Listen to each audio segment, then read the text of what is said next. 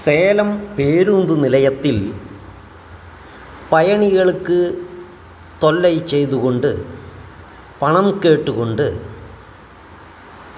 அங்கே வந்து செல்லுகின்ற பயணிகளுக்கு தொல்லை செய்து கொண்டு அழிஞாடிக்கொண்டு திரிகிறார். திருநங்கைகள் என்றழைக்கப்படுகின்ற தேவடியாக்கள், திருநங்கைகள் என்றழைக்கப்படுகின்ற தேவடியா ஆள்கள் அழிஞாடிக்கொண்டு வருகிறார்கள். இந்த தேவடியா துறையைச் சேர்ந்த ஏராளமான திருநங்கைகள் பயணிகளுக்கு தொல்லை செய்து கொண்டு பணம் கேட்டுக்கொண்டு அழிஞாடிக்கொண்டு வருகிறார்கள். என்னுடைய கேள்வி என்னவென்றால், இந்த 23 வயசு, 25 வயசு, 27, 28 வயசு பெண்களுக்கு வீட்டு வேலைக்கு போகக்கூடாதா? ரோட்டு வேலைக்கு போகக்கூடாதா?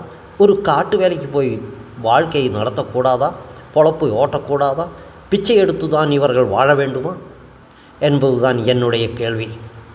எவ்வளவோ முதியவர்கள், வயதானவர்கள், பாட்டிமார்கள் 90 வயசிலும் 85 வயசிலும் போய் காட்டு வேலையும் ரோட்டு வேலையும் செய்து வீட்டு வேலையும் செய்து வாழ்க்கையை நடத்துகிறார்கள்.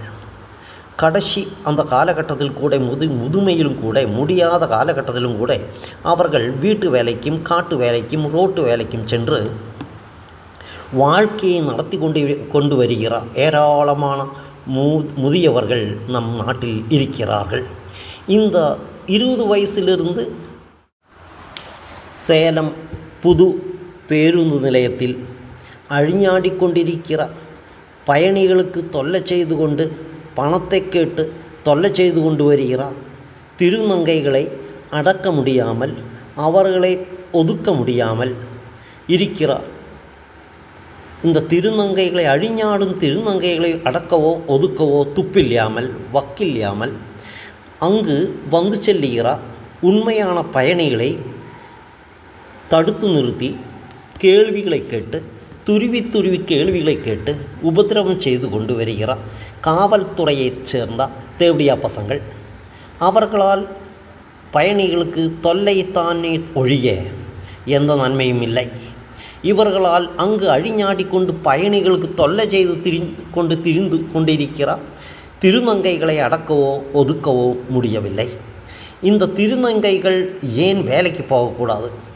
ஒரு வீட்டு வேலைக்கோ, ஒரு காட்டு வேலைக்கோ, ஒரு ரோட்டு வேலைக்கோ இந்த திருநங்கைகள் போய் வேலை பார்த்து பிழைக்க முடியாதா? வயதானவர்களிடம் பிச்சை எடுத்து கொண்டு திரிகிற இந்த திருநங்கைகளுக்கு என்னதான் கேடு? உடலில் ஏதாவது உடல் உறுப்புகள் இல்லாமல் இருக்கிறதா? ஏன் இவர்களால் வேலை செய்யக்கூடாதா? செய்ய முடியாதா? இவர்களை அடக்கவோ கேள்விகளுக்கோ ஒதுக்கவோ முடியாத துப்பில்லாத அடக்க வக்கில்லாத காவல்துறை வந்து செல்லுகின்ற உண்மையான பயணிகளை துருவி நோண்டி கேள்விகளை கேட்டு தொந்தரவு செய்கிறார், உபதிரவம் செய்கிறார் காவல்துறையைச் சேர்ந்த தேவடியா பசங்கள். அவர்களால் நாட்டுக்கும் மக்களுக்கும் ஒரு நன்மையும் இல்லை. உபதிரவம் தானே ஒழிய வேறு எந்த நன்மையும் அவர்களால் மக்களுக்கு இல்லை. சரியான தேவடியா பசங்களாகத்தான் இவர்கள் இருக்கிறார்கள். பணம் பிடுங்குவதற்கும் லஞ்சம் வாங்குவதற்கும் மற்றவர்களை கொள்ளையடிப்பதற்குமாகத்தான் இந்த திருட்டு பசங்கள் பஸ் ஸ்டாண்டில். மொத்தத்தில் புது பேருந்து நிலையம், சேலத்தில் இயங்கி வரும் புது பேருந்து நிலையம் தேவடியாளுகளும் தேவடியா பசங்களும் அழிஞாடும் அரங்கமாகிவிட்டது. திருநங்கைகள் என்று அழைக்கப்படுகின்ற தேவடியாள்கள் பயணிகளிடமிருந்து பணம் கேட்டுக்கொண்டு தொல்லை செய்து கொண்டு அழிஞாடிக்கொண்டு வருகிறார்கள். அவர்களை கட்டுப்படுத்தவோ ஒதுக்கவோ ஒடுக்கவோ போலீஸ் துறையால் முடியவில்லை. அதற்கு துப்பில்லாத போலீஸ் துறை காவலர்கள் பயணிகளை உபதிரவம் பண்ணி கேள்வி மேலே கேள்வி கேட்டு துருவி கேள்வி போட்டு உபதிரவம் பண்ணி கொண்டு அவர்களுக்கு இடைஞ்சல் பண்ணி கொண்டு தான் காவல்துறை காவலர்கள் அங்கு இருக்கிறார்களே ஒழிய பயணிகளுக்கோ மக்களுக்கோ எந்த நன்மையும் அவர்களால் இல்லை. உபதிரவம் செய்வதற்காகத்தான் காவலர்களும் தேவடியா துறையைச் சேர்ந்த திருநங்கைகளும் புது பேருந்து நிலையத்தில், சேலத்தில் இருக்கிற புது பேருந்து நிலையத்தில் அழிஞாடிக்கொண்டு வருகிறார்கள். இவர்களால் நாட்டுக்கோ நாட்டு மக்களுக்கோ பயணிகளுக்கோ எந்த ஒரு நன்மையும் இல்லை. உபதிரவம் தானே ஒழிய நன்மை கிடையாது. இது அறிந்த ஏராளமான பயணிகள் சேலம் பஸ் ஸ்டாண்டில், சேலம் பேருந்து நிலையத்தில் வந்து செல்லுகிறார்கள்.